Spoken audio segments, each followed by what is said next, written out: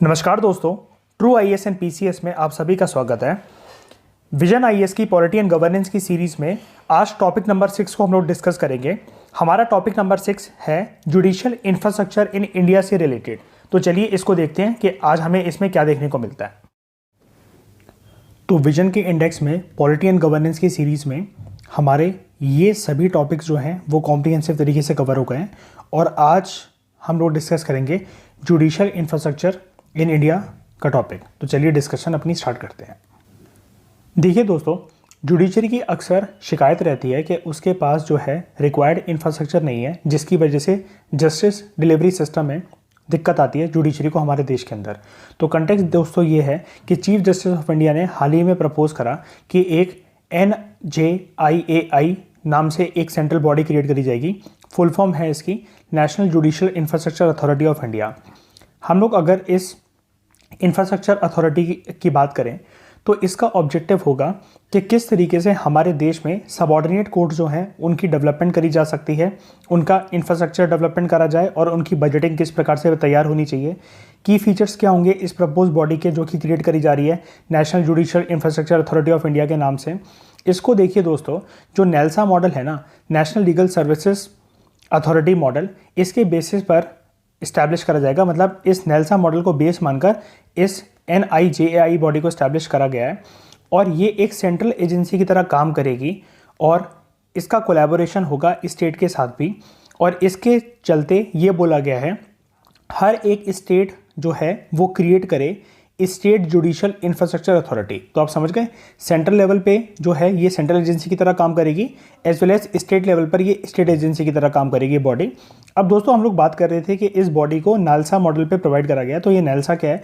नेल्सा देखिए दोस्तों एक सर्विस प्रोवाइडर है जो कि फ्री लीगल सर्विसेज देता है। मतलब कानून की अगर कोई किसी के खिलाफ अगर कोई डिस्मिशन हुई है, वो कोर्ट में जो है केस फाइल करना चाहता है, उसको कोर्ट में तारीखें किस प्रकार से लगती हैं, कोर्ट का सिस्टम कैसे वर्क करता है, अगर किसी पर्सन को इसके रिगार्डिंग किसी भी तरीके की नॉलेज नहीं है, स्पेशली वो person weaker section of the society से आता है, तो ऐसा ना हो अपने खिलाफ हुई डिस्मिशन को वो सहम कर घर पर बैठ जाए और न्याय कैसे लेते हैं सिर्फ इस वजह से अगर उसको प्रोसेस ना पता हो तो उसके खिलाफ अन्याय हो। तो इन सब चीज़ों से निपटने के लिए एक नेल्सा बॉडी क्रिएट करी गई थी जो कि फ्री लीगल सर्विसेज के वीकर सेक्शंस का अगर कोई भी पर्सन है तो उसको फ्री में वकील हायर करवाना, कोर्ट में केस कैसे फाइल करा जाता है, जज तक अपनी बात कैसे बताई जाती है, हियरिंग कब लगेगी, ये सब कुछ फ्री दिया जाएगा।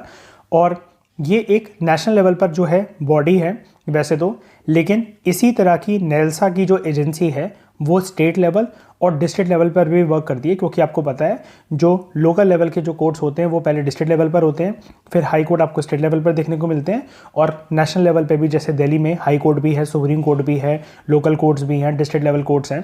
तो इन सभी के लिए अगर कोई वीकर सेक्शन है तो उसको फ्री लीगल सर्विसेज प्रोवाइड करने की जिम्मेदारी है नेल्सा बॉडी की। ये इस पर्पज़ के साथ क्रिएट करा गया था। देखिए दोस्तों, एक इम्पॉर्टेंट एस्पेक्ट है ये वाला पॉइंट जो है प्रीलिम्स के अंदर, इससे क्वेश्चन बन सकता है, आप ध्यान दीजिएगा। जो हमने बात करी नेशनल लीगल सर्विसेज अथॉरिटी की, ये ministry of law and justice के अंदर आता है, लेकिन जो ये नई बॉडी बनाई जा रही है जिसका नाम है national judicial infrastructure authority of India, इसके पैटर्न एंड चीफ, मतलब एक तरीके से आप कह लीजिए इस बॉडी के एक तरीके से जो प्रिसाइडिंग ऑफिसर होंगे वो चीफ जस्टिस ऑफ इंडिया होंगे। यहाँ पर देखिए इस बॉडी के पैटर्न एंड चीफ जो होंगे, प्रिसाइडिंग ऑफिसर जो होंगे, प्रेसिडेंट होंगे, चेयरमैन होंगे, कुछ भी कह लीजिए, वो चीफ जस्टिस ऑफ इंडिया होंगे। और इस बॉडी को दोस्तों हमने किसी मिनिस्ट्री के अंडर नहीं रखा हुआ है, वेरी इंपॉर्टेंट फैक्ट, इसको हमने सुप्रीम कोर्ट ऑफ इंडिया के अंतर्गत रखा हुआ है, जबकि नेल्सा जो है वो लॉ एंड जस्टिस मिनिस्ट्री के अंतर्गत आती है।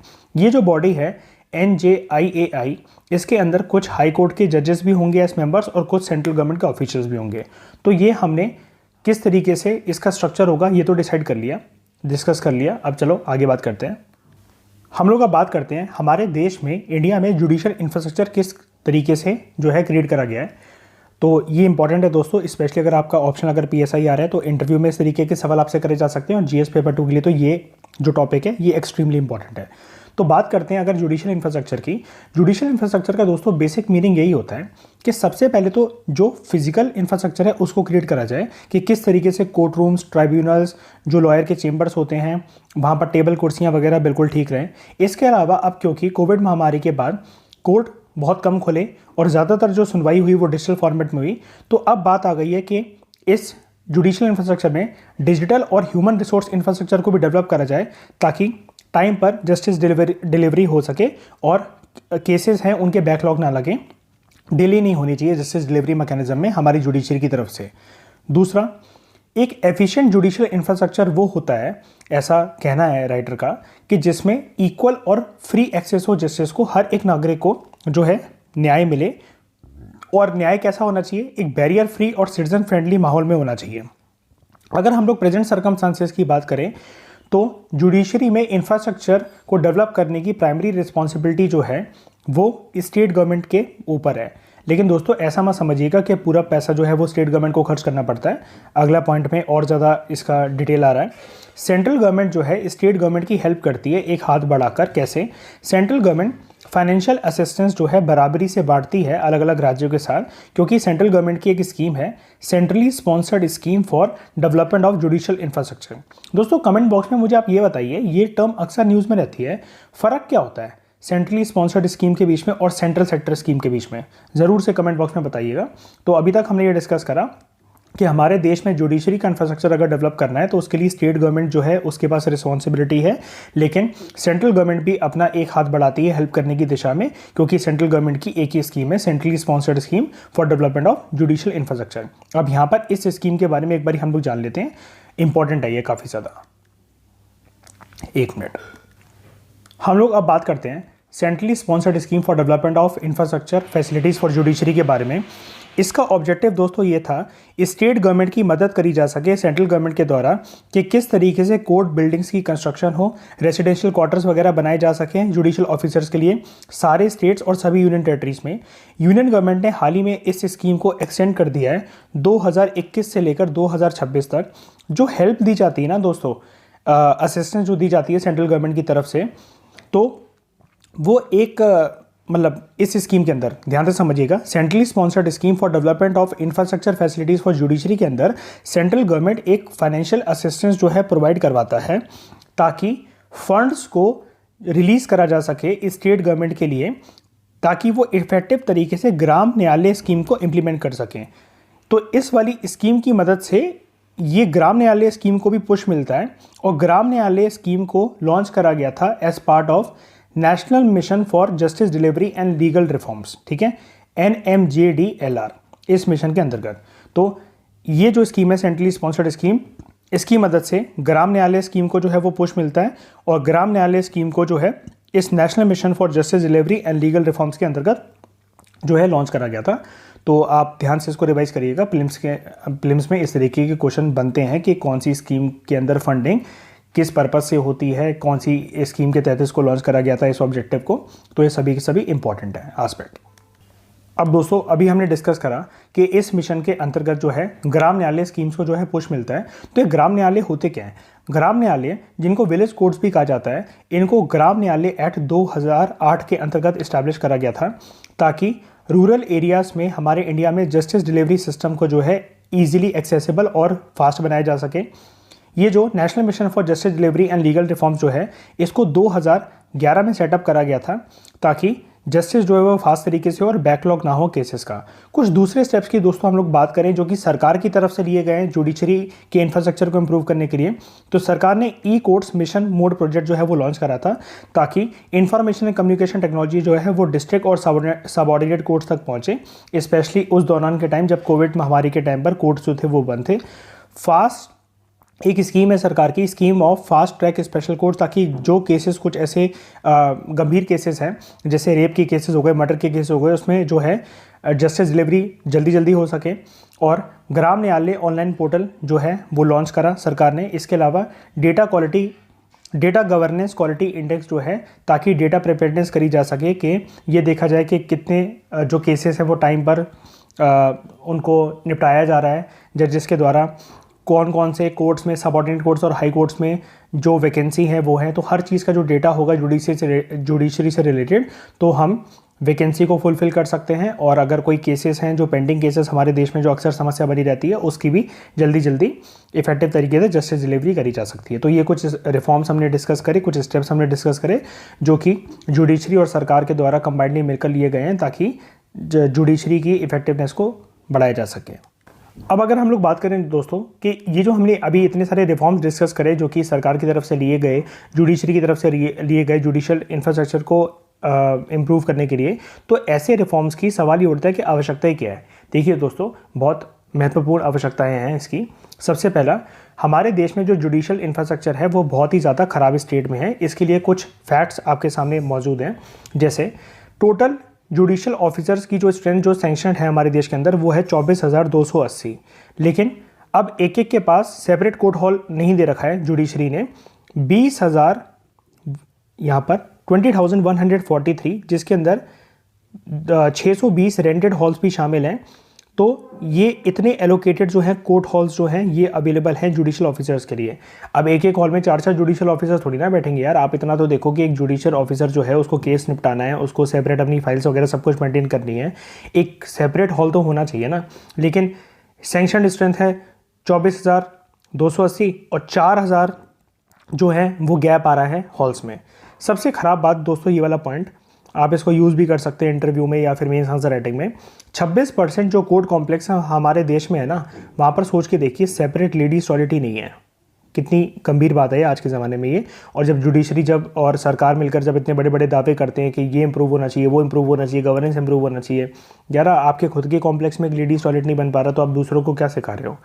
उसके बाद सिर्फ 32% जो कोर्ट रूम्स हैं वहाँ पर एक सेपरेट रिकॉर्ड रूम्स हैं और सिर्फ 51% जो कोर्ट कॉम्प्लेक्सेस हैं वहाँ पर लाइब्रेरी है। तो इंफ्रास्ट्रक्चर दोस्तों जिस हिसाब से जुडिशरी का वर्किंग होती है या फिर जस्टिस डिलीवरी को लेकर एक कॉमन सिटीजन का जो पर्सपेक्टिव होता है जुडिशरी को लेकर, तो उस हिसाब से कंडीशन तो काफ़ी ज़्यादा पुअर है। हम इसको इम्प्रूव्ड कंडीशन या गुड कंडीशन तो कैसे भी नहीं कह सकते, एवरेज भी नहीं कह सकते हैं। दोस्तों ऐसा देखा गया है, बड़ी सारे एक्सपर्ट्स का ये कहना है कि जुडिशल इंफ्रास्ट्रक्चर और जिस तरीके से जस्टिस डिलीवरी होती है इसके बीच में एक ना पॉजिटिव कोरिलेशन है, मतलब बहुत गहरा ताल्लुक है कि अगर जुडिशल इंफ्रास्ट्रक्चर हमारे देश में इंप्रूव होता है तो जस्टिस डिलीवरी मैकेनिज्म्स ऑलरेडी जो है अच्छे लेवल पे बढ़ जाएंगे। आप मान लीजिए सारे कोर्ट रूम्स में अभी कोविड के टाइम पर अगर इंटरनेट कनेक्टिविटी को बढ़ा दिया जाए, अच्छी स्क्रीन्स हो, सामने वाले की मतलब टेक्नोलॉजी ऐसी हो कि सामने वाले की जो वॉइस है वो बहुत ज़्यादा क्लियर आ रही हो, जजेस भी अपनी बात कह पा रहा हो, तो कुछ मिसअंडरस्टैंडिंग नहीं होगी और जल्दी जल्दी जो है जस्टिस डिलीवरी निपटाई जा सकती है। कोर्ट रूम्स अगर खुल भी गए तो जो रिकॉर्ड रूम्स हैं, जो हियरिंग्स हैं, वहाँ पर जो है कोई भी चीज़ रिकॉर्ड हो रही है वो कंप्यूटर के सॉफ्टवेयर में इंस्टॉल हो रही है। तो ये सब चीज़ें फास्ट होनी चाहिए क्योंकि जस्टिस डिलीवरी कोई मजाक नहीं होता, ये एक बहुत इंपॉर्टेंट चीज़ है। और अगर हम केसेस का बैकलॉग अगर हम लोग देखें तो देखिए दोस्तों 3.3 करोड़ केसेस हमारे देश में जो है जो एक्सपर्ट्स के आंकड़ों के अकॉर्डिंग इतने केसेस पेंडिंग पड़े हुए हैं। तो ये वाला फैक्ट आप ज़रूर से याद रखिएगा, इसको कैसे भी करके चेंज मत करिएगा। एग्जाम में आप 3.3 करोड़ जो है यूज़ करिएगा, ये लेटेस्ट डेटा है, ठीक है। और क्या है समस्याएं, अब जैसा कि मैंने आपको बताया कि कोविड महामारी के टाइम पर और उसके बाद जो है हम लोग अब डिजिटलाइजेशन के एरा में बढ़ पड़े हैं, तो हमें नए तरीके से मॉडर्नाइज जुडिशियल इंफ्रास्ट्रक्चर की रिक्वायरमेंट है। लेकिन ऐसा देखा गया है कि 73% जो कोर्ट रूम्स हैं उनके पास वीडियो कॉन्फ्रेंसिंग फैसिलिटी है ही नहीं हमारे देश के अंदर। तो नए नए टेक्नोलॉजी, नए नए रिफॉर्म्स को अपनाने की ज़रूरत है, ज़माने के साथ जो है मिलकर आगे बढ़ सके। जो वर्ल्ड के इफेक्टिव जो कोर्ट हैं, जैसा जस्टिस डिलीवरी होती है, वो हम भी अपना सकें, इसकी बहुत महत्वपूर्ण आवश्यकता है। देखिए अब तो जुडिशरी के इंफ्रास्ट्रक्चर को इम्प्रूव करने के लिए अब तो बॉडी आ गई है, लेकिन जब तक ये बॉडी नहीं थी ना तो इसकी ज़रूरत इसलिए भी थी क्योंकि अकाउंटेबिलिटी नहीं थी दोस्तों हमारे देश में। क्योंकि जो जुडिशरी में काम करते थे लोग, जैसे जो डिस्ट्रिक्ट जजेस ही हैं उनको मान लीजिए, तो उनको लगता था हम क्यों इन डेवलपमेंट जो प्रोजेक्ट्स हैं उनको विग्रेसली परस्यू करें या जुडिशियल इंफ्रास्ट्रक्चर को इंप्रूव करने के लिए आवाज़ उठाएं, हम क्यों इस चीज़ के लिए रिस्पॉन्सिबिलिटी लें कि जुडिशियल इंफ्रास्ट्रक्चर इंप्रूव होना चाहिए। और सरकार का भी कुछ खास तरीके से ध्यान यहाँ पर जाता नहीं था। स्पेशली डिस्ट्रिक्ट जजेस को ये लगता था कि उनकी जो अपॉइंटमेंट है ना वो शॉर्ट टर्म के लिए है और कभी भी उनका ट्रांसफ़र हो सकता है। तो आज हम यहाँ पर इंप्रूव करवा भी गए जुडिशरी के इंफ्रास्ट्रक्चर को, तो दूसरे स्टेट में जाकर उधर हमें अगर बैठना पड़े या फिर दूसरे डिस्ट्रिक्ट में जाकर बैठना पड़े तो हमें तो वो फैसिलिटी वहाँ पर नहीं मिलेंगी और हम कहाँ का आवाज़ उठाते फिरेंगे। लेकिन अब ये क्योंकि एक डेडिकेटेड आप कह सकते हैं स्पेशल पर्पस व्हीकल जो क्रिएट करा गया है, ये एक अच्छा स्टेप है जो कि सेंट्रल लेवल पर भी, स्टेट लेवल पर भी, डिस्ट्रिक्ट लेवल पर भी हर चीज़ की जिम्मेदारी लेगा जुडिशरी में किस तरीके से इंफ्रास्ट्रक्चर इंप्रूव होना चाहिए फिजिकल भी और डिजिटल फॉर्मेट में भी। फिर नेक्स्ट पॉइंट दोस्तों देखिए रिलेटेड है कि under utilisation of funds related. आपको ये सब आंकड़े तो याद नहीं करने हैं, बस आप इतना याद रखिए कि कई सारी जो स्टेट्स हैं जब उनको जो फंड ट्रांसफ़र हुए तो उन्होंने नॉन जुडिशियल पर्पस के लिए यूज़ करा, और ऐसा बड़ी सारी रिपोर्ट जो हैं वो कहती हैं कि जो हमने डिस्कस करा था ऊपर सेंट्रली स्पॉन्सर्ड स्कीम, इसके अंतर्गत जो फंड रिलीज़ करे गए 91.36% जो है वो अनयूज फंड्स रहे। और फिर बात आती है दोस्तों इम्प्लीमेंटेशन इशू की, कि जो इम्प्रूवमेंट है और जो मेंटेनेंस चाहिए जुडिशरी के इंफ्रास्ट्रक्चर में, वो अभी भी एक अनप्लान्ड मैनर में अभी तक होती थी, और एक डेडिकेटेड सिंगल कोई एजेंसी थी नहीं हमारे देश में इस चीज़ को इम्प्रूव करने के लिए। लेकिन ये सब चीज़ें जो है रिफॉर्म्स हैं इसलिए लाना ज़रूरी थे, क्योंकि ये करंट जो चैलेंजेस थे हमारा जुडिशरी फेस करता था। और क्या रिफॉर्म्स दोस्तों लाए जा सकते हैं वे फॉरवर्ड में, आप जो है एक बता सकते हैं कि जुडिशरी को या जुडिशल इंफ्रास्ट्रक्चर को इम्प्रूव करने के लिए? देखिए, सबसे पहले तो बजटरी एलोकेशन जो है ना वो सरकार को बढ़ाना पड़ेगा। जैसा कि इंडिया जस्टिस रिपोर्ट जो है, जो कि रिलीज़ करी गई, एक आंकड़े देती है वो हमें 2011 से लेकर 2016 के बीच में इंडिया की जो एवरेज एनुअल स्पेंडिंग थी ना जुडिशरी के ऊपर, आप सोच के देखिए दोस्तों, जुडिशरी जैसी चीज़ में 0.08% ऑफ जीडीपी सिर्फ इतनी यूज़ हुई है। ये फैक्ट बहुत इंपॉर्टेंट है। मतलब अब ये एक प्रीलिम्स के अंदर तो पूछा नहीं जाएगा, लेकिन फिर भी आप इसको मेंस आंसर राइटिंग में ये यूज़ करना। और जो हमने ऊपर डिस्कस करा था 3.3 करोड़ केसेस का बैकलॉग, ऐसे जो आप जब केक के ऊपर इस तरीके की आइसिंग करते हो ना, आप जब सजाते हो अपने केक को, केक आपका है, आपने लिख दिया, वो सब लोग सारे लोग स्टूडेंट्स वो लिख रहे हैं। स्पेशल क्या होगा आपके आंसर में कि आपको एग्जामिनर से पर क्वेश्चन में एक नंबर, 1.5 नंबर एक्स्ट्रा मिले, और आपकी जो रैंक है वो इंप्रूव होकर IRS से IPS से IAS इसमें शिफ्ट हो। तो ये 200 छोटे छोटे फैक्ट्स होते हैं, लेकिन वही है कि हर कोई इतना बर्डन लेना नहीं चाहता कि कौन याद करे। हर फैक्ट इंपॉर्टेंट नहीं है, लेकिन ये जुडिशरी से रिलेटेड है। जुडिशरी जब भी आएगा तो आप इंट्रोडक्शन में, ऐसे में, कंक्लूजन में ये सब चीज़ें लिख सकते हो, और एग्जैक्ट होनी चाहिए ये सब चीज़ें। ये नहीं आपने अपने मन से कोई भी आंकड़े बना दिए। देखिए, एडमिनिस्ट्रेटिव फंक्शंस को जुडिशरी में कैरी आउट करने के लिए ना एक सेपरेट मशीनरी होनी चाहिए। जैसे अभी तक ये देखा गया है कि जब जुडिशरी के हमारे देश में अलग अलग लेवल पर एडमिनिस्ट्रेटिव फंक्शंस जो कैरी करे जाते हैं, वो अलग अलग कोर्ट की रजिस्ट्रीज को जो है वो कैरी करने पड़ते हैं। जबकि दूसरी कंट्रीज जैसे UK, USA और कनाडा में इनके लिए क्या होता है कि जो एडमिनिस्ट्रेटिव फंक्शंस है ना कोर्ट्स और ट्राइब्यूनल्स के लिए, जैसे इंफ्रास्ट्रक्चर या फाइनेंशियल रिसोर्सेज किस तरीके से यूज़ हो, इसके लिए एक सेपरेट प्रोफेशनल एजेंसी है इन कंट्रीज़ में। लेकिन हमारे देश में ये चीज़ नहीं है, तो ये चीज़ इंप्रूव करनी चाहिए। और हो सकता है ये जो इंफ्रास्ट्रक्चर से, जुडिशरी इंफ्रास्ट्रक्चर से रिलेटेड जो बॉडी क्रिएट करी गई है, ये इन सब चीज़ों पर ध्यान दे और पक्का देगी, हमें ऑप्टिमिस्टिक रहना चाहिए। फिर जुडिशरी में दोस्तों देखिए, बैरियर फ्री एक्सेस को इंश्योर करने के लिए हमें ये भी देखना पड़ेगा जो स्पेशली विजुअल इम्पेयर्ड लोग हैं उनके लिए एक, या फिर जिस पर्सन को डिसेबिलिटीज़ हैं, अगर कोई ऐसे पर्सन्स हैं जो कि जस्टिस को अवेल करना चाहते हैं, तो उनके लिए इंफ्रास्ट्रक्चर जैसे सेपरेट वॉशरूम की फॉर्म में रैम्प्स हो गए, पेवमेंट्स हो गए, ब्रेले नोटिसेस हो गए। जो पर्सन ब्लाइंड है जैसे, उनके लिए वो चीज़ें अवेलेबल हों कि वो टच कर देख सके कौन सा कोर्ट रूम, कौन सा ये नंबर है, या फिर कुछ डिवाइसेस लगे हों जो कि अनाउंसमेंट कर दें इस तरीके की कोर्ट में। तो दोस्तों ये भी एक इंपॉर्टेंट चीज़ है, क्योंकि ऐसे लोगों को तो जब नॉर्मल लोग, जब सब लोग जानते हैं, सब कुछ देख पा रहे हैं, वो बिल्कुल ठीक है, वो जब जस्टिस अवेल करने से इतना डरते हैं कि कोर्ट का प्रोसीजर बहुत टफ होता है, हमें सारी चीज़ें कैसे समझ में आएंगी, तो स्पेशली डिसेबल्ड पर्सनस के लिए तो ये सारी फैसिलिटीज़ ज़रूर से इंप्रूव करनी चाहिए जुडिशरी को। फिर ये वाले पॉइंट्स तो ईजी हैं, ये तो हम डिस्कस कर ही चुके हैं कि जो स्टाफ की शॉर्टेज है वो इम्प्रूव करने की ज़रूरत है हमें सारे लेवल पर, चाहे फिर वो हायर जुडिशरी हो, स्टेट हाई कोर्ट्स हों, या फिर कोई भी हो, लोअर जुडिशरी हो, हर जगह टेक्नोलॉजी को यूज़ करा जाना चाहिए। जैसे लाइब्रेरी हो केसेस का, वो बने कि हम लोग यूज़ कर सकें। आर्टिफिशियल इंटेलिजेंस जो एक नई टेक्नोलॉजी आई है, इसको यूज़ करा जाना चाहिए जुडिशरी को इम्प्रूव करने के लिए। वीडियो कॉन्फ्रेंसिंग की जो फैसिलिटीज़ हो, वाईफाई कनेक्शन जो हो, ये सारी चीज़ें प्रॉपर होनी चाहिए। और ये बोला गया है कि हाई कोर्ट्स को डिसेंट्रलाइज करा जाए, ताकि इसकी जो ब्रांचेस हैं और डिस्ट्रिक्ट लेवल पर अलग अलग जगह हो। क्योंकि एक राज्य अगर बहुत बड़ा है और वहाँ पर अगर एक हाई कोर्ट है, तो जनता को हो सकता है बहुत ज़्यादा दूर जो है ट्रैवल करने, बार बार केसेस के लिए आना पड़े, जिसकी वजह से अल्टीमेटली लोगों को भरोसा उठने लगे जस्टिस डिलीवरी से। तो ये चीज़ें नहीं होनी चाहिए। लास्ट में दोस्तों कंक्लूजन में इतना बोला गया है कि ये जो जुडिशरी इंफ्रास्ट्रक्चर से रिलेटेड जो भी हमने बात करी, ये एक तरीके से इसका मकसद है कि जनता को, स्पेशली डिप्राइव्ड सेक्शंस और अंडर प्रिविलेज्ड सेक्शंस को जो है वो क्वालिटेटिव जस्टिस और क्वांटिटेटिव जस्टिस जो है वो इंश्योर हो, और बेल ऑफ जस्टिस जो है वो ऐसे लोगों का, ऐसे वीकर सेक्शंस का जो है दरवाज़ा खटखटाए, उनको ऐसा लगे कि हाँ जुडिशरी हमारी मदद के लिए, हमें डरने की ज़रूरत नहीं है और हमें जस्टिस जो है, न्याय प्रॉपर तरीके से मिलेगा। तो दोस्तों हमने जुडिशियल इंफ्रास्ट्रक्चर के टॉपिक को भी काफ़ी ज़्यादा कॉम्प्रिहेंसिव तरीके से कवर करा। अब न्यूज़ इन शॉर्ट्स हमारे यहाँ पर बाकी रह गए हैं पॉलिटी के सेक्शंस में, इसको भी हम लोग नेक्स्ट लेक्चर में कवर करेंगे। Thank you very much for discussion.